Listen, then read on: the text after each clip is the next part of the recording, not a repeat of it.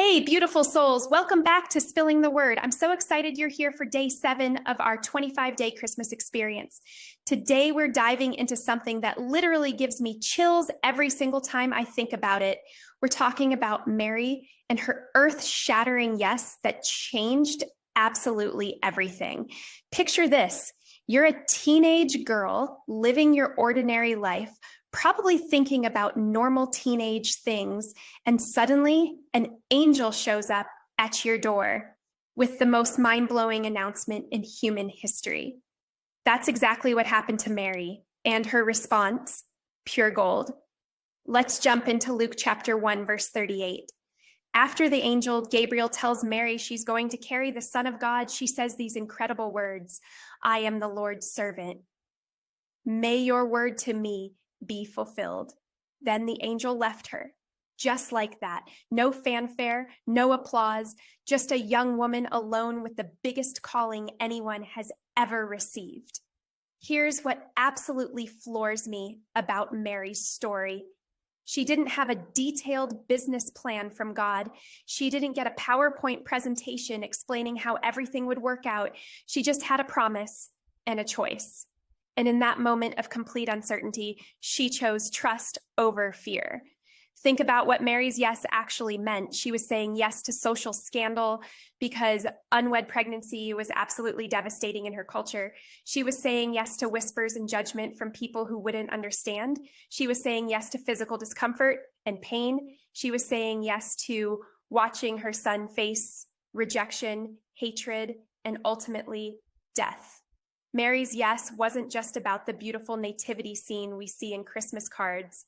It was about signing up for a lifetime of surrendering her own plans for God's greater purpose. But here's the beautiful truth that makes my heart sing. Mary shows us that God doesn't choose people based on their qualifications or their perfect circumstances. He chooses willing hearts.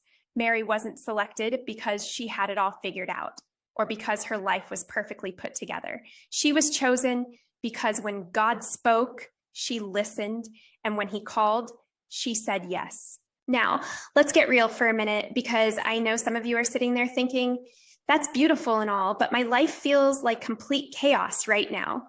Maybe you're overwhelmed with holiday preparations. Maybe you're carrying grief that feels too heavy, or maybe you're just exhausted from trying to hold everything together.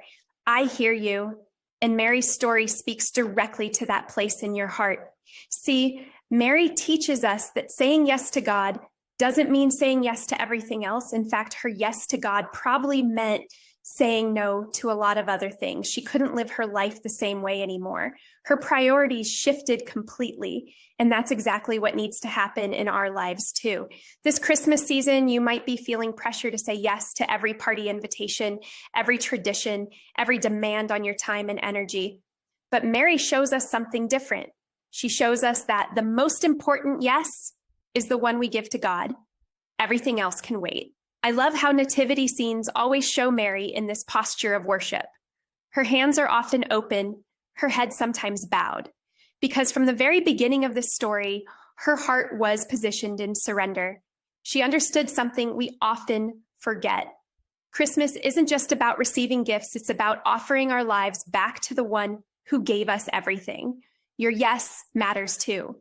You might not be called to carry the Son of God in your womb, but you are called to carry his presence in your heart and everywhere you go. Your willingness to trust God in the small things, in the everyday moments, in the uncertain seasons, that's worship.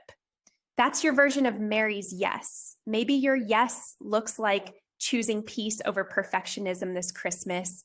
Maybe it's saying yes to rest when everything in you wants to keep pushing.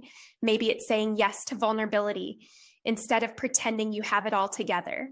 Maybe it's saying yes to God's timing, even when it doesn't make sense to anyone else, including yourself. Here's what I want you to remember. Mary's story didn't end with her yes. That was just the beginning. Her yes opened the door for the greatest gift humanity has ever received.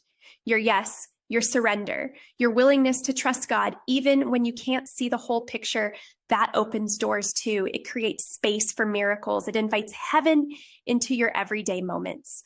So today, let Mary inspire your own brave yes. Let her courage remind you that God is trustworthy even when life feels uncertain. Let her example show you that surrender isn't weakness. It's actually the strongest thing you can do. Here's a prayer we can pray together. Lord, like Mary, I say yes to you today. Help me trust you even when I don't understand. Help me surrender my plans for your perfect will. Let my life be an act of worship and use my yes for your glory. Tomorrow we're talking about Joseph, and trust me, his story is going to encourage your heart in ways you didn't even know you needed. Until then, remember this truth. You are loved beyond measure. Your yes matters more than you know, and joy is waiting for you in surrender.